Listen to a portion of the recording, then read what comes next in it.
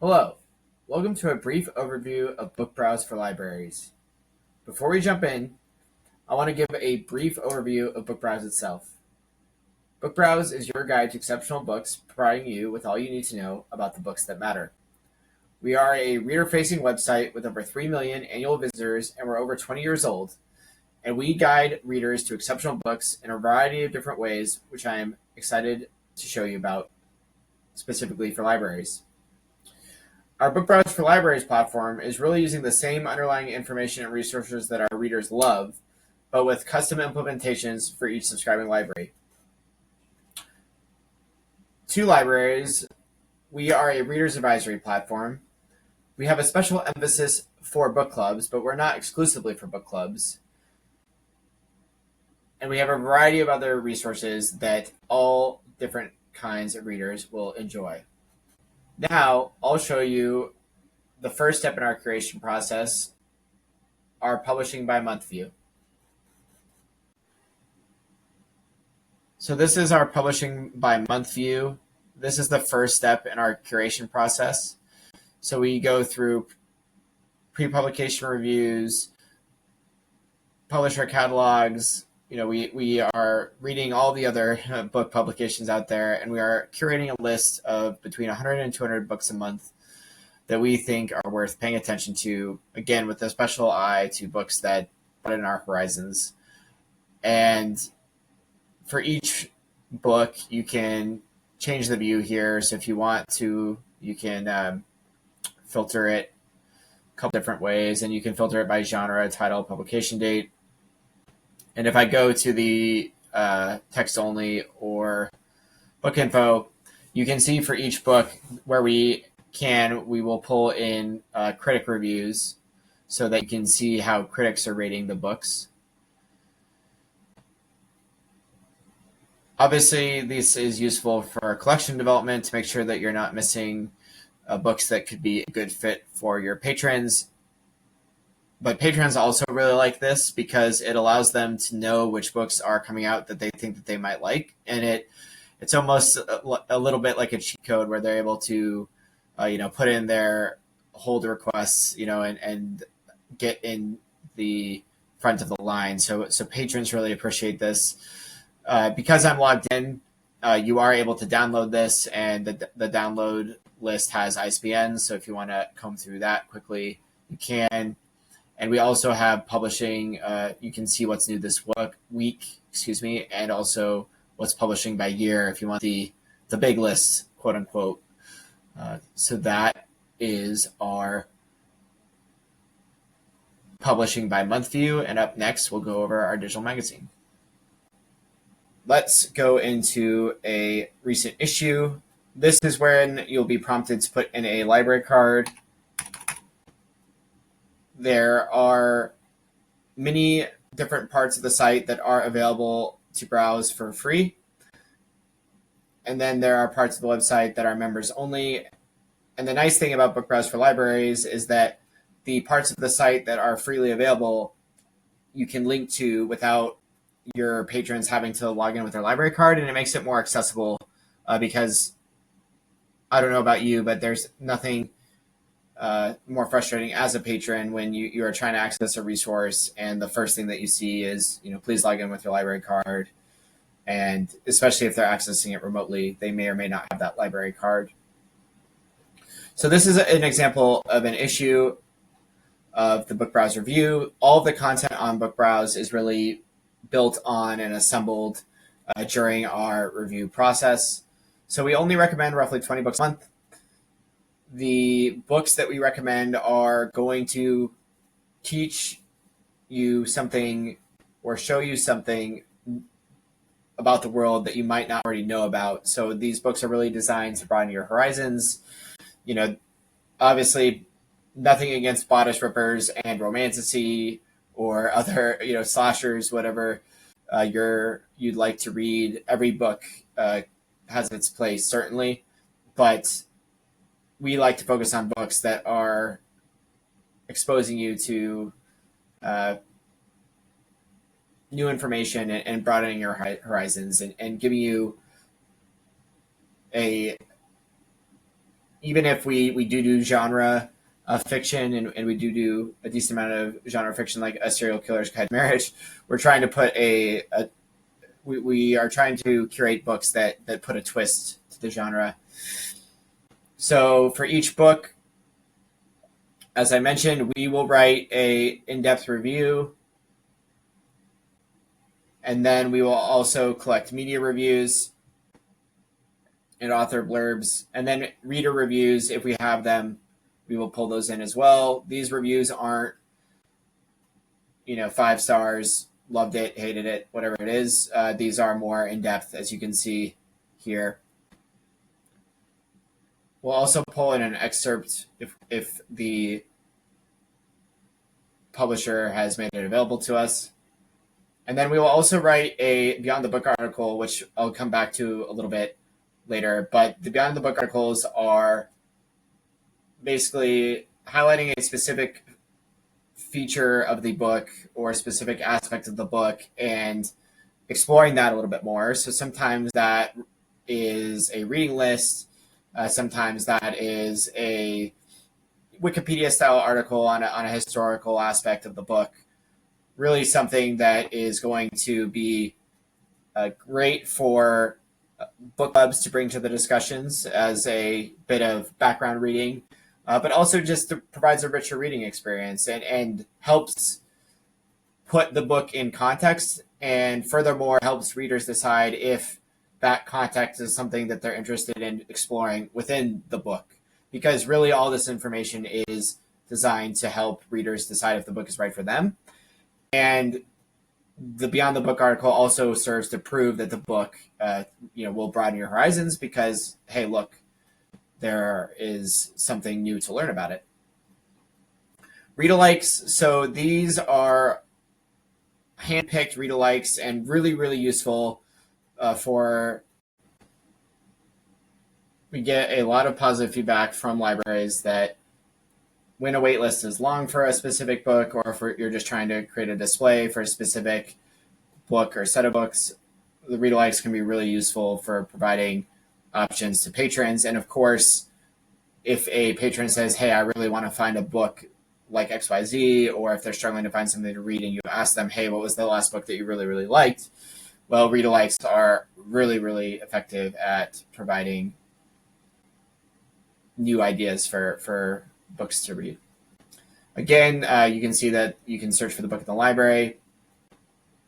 And then within the digital magazine, so the bulk of the magazine are these book reviews.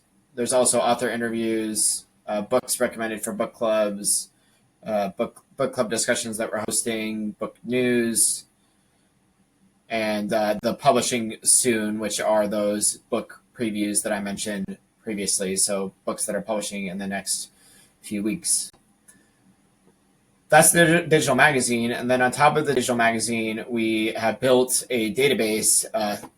And the really special thing about this database is that everything in it has been curated in the digital magazine. So it is truly a labor of love. And there's 4,500 contemporary books in it.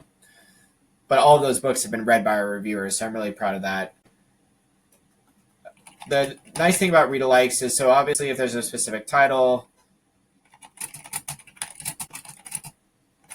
you can see the read-alikes by the title, but there's also read-alikes by author. And the nice thing about these read-alikes is that they're still tied back to the specific book, so that if you say that you like Barbara Kingsolver, well, there's quite a few books that Barbara Kingsolver has written across many different genres. So that is a nice feature there. Filtered search. So we do have this quiz that rests on our filtered search, and for time's sake, I won't go through all of it. But we do have many, many different filters that you can apply to our curated recommendations. So we have all of these different genres. You can also do subgenres and themes. We do have a partnership with Library Reads where we've pulled their picks as well. And you can stack these on top of each other. So, for example, if you want to look at books that are dealing with loss, and then you also want to filter by books with immigrant and expat authors, then you can do that. And then there's setting time period, etc. For book club resources, so we have many different ways of supporting book clubs. We have our top 10 recommendations. We have all the different filters I just showed you, but you can filter just to books that have book club guides. You can always search for a specific book to see if we have a guide as well. So you can see that we have a reading guide here for James. And we also have a good amount of resources for running book clubs and facilitating book clubs as well, including book club interviews where we have gone through, and you can see we just have a good trove of research there. We also have our own club, which patrons are absolutely welcome to participate in. We read both books that are soon to be published, but also books that have been out and are not coming out in paperback. So definitely books that are available to patrons. And then for each book, we host a discussion on our community forum.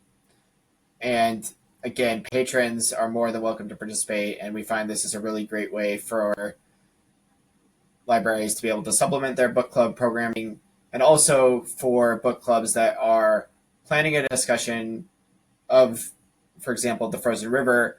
They can see which questions really resonate, and this is still ongoing, but you can see which questions resonate more with readers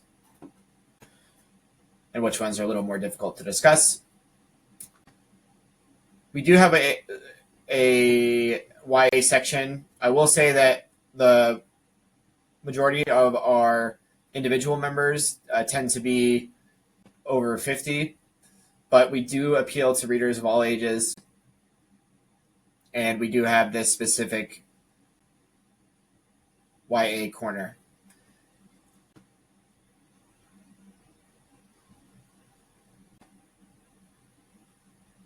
Reading lists. So I talked about the Beyond the Book articles. So we have these databases of articles as well, and these can really be many different types of articles. But the most popular, certainly for our library members, are the reading lists, and we have close to 200 different reading lists that you can use for book displays, themed lists, inspiration for events. There's just and they're very specific and very niche, so hard to be able to find some of these lists elsewhere. So those were the features that I wanted to go over. There's so many more and so much more to explore on BookBrowse, so I highly encourage you to walk through it. I did want to mention how we support libraries in increasing patron engagement and making sure that libraries are getting the most out of their BookBrowse membership. So we do have a patron newsletter that goes out roughly every 2 weeks, in line with when we publish a new digital magazine. And this is a very, very popular newsletter. We have an over 50% open rate for patrons, and it's a great way to have what we call, passive readers advisory and reader engagement. It's very easy for readers to sign up, and the library doesn't have to do anything to facilitate the newsletter. We do 100% of it. It's completely passive on your end. We also have plenty of resources for libraries to share on their websites. So we always advise libraries that the more that we're featured outside of their digital catalog of databases, the better engagement we get. So if you have a specific book club section, if you have a specific YA section, if you want to highlight us on a book recommendation page, those are the pages where we tend to see the most engagement with BookBrowse. And so for each BookBrowse page, we do have custom links available for each library that are branded specifically for the library that take you to the library's version of BookBrowse.